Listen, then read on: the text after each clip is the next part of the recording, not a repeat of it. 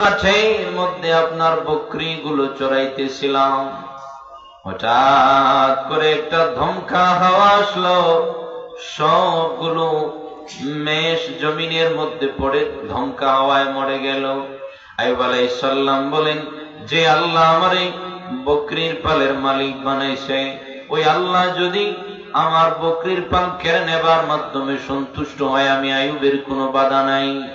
একটু পরে আরেকজন কৃষক এসে বলতেছে, ওগো আল্লাহর পয়গম্বর, পঙ্গপালের আক্রমণের কারণে আমাদের সমস্ত কৃষি জমিগুলো নষ্ট হয়ে গেছে, কোনো ফসল নাই। আইয়ুব আলাইহিস সালাম বলেন, আল্লাহ আলহামদুলিল্লাহ, আল্লাহ যদি খুশি হয়ে নিয়ে যায় আমার কোনো সমস্যা নাই। আর একটু পরে আরেকজন এসে বলতেছে, ওগো আইয়ুব, তোমার 12টা সন্তান কুয়ায় পড়ে মারা গেছে। বলেন, কোন বাবার সামনে যদি সন্তানের মরণের খবর আসে, ওই বাবার সেন্স তো আউট হয়ে যাবে। আইয়ুব আলাইহিস সালামের একটা নয়, দুইটা নয়, বাদান 12টা সন্তান একই সঙ্গে মরে গেছে, এই খবর চলে আসছে। আইয়ুব নবী এক ফোঁটা চোখের পানি ফেলে না, হাঁটু গেড়ে 2 হাত সিনার বরাবর বাড়ায়া কয়, ও দয়ার মালিক,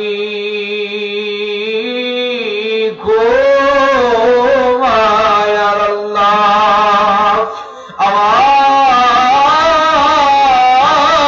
আওলাদ কেড়ে নেবার মাধ্যমে যদি তুমি মালিক খুশি হও, আমি আইয়ুবের কোনো আফসোস নাই। আমার সন্তান কেড়ে নিছো, তাতে আমি আইয়ুবের বিন্দু পরিমাণ মনক্ষুণ্ণতা নাই।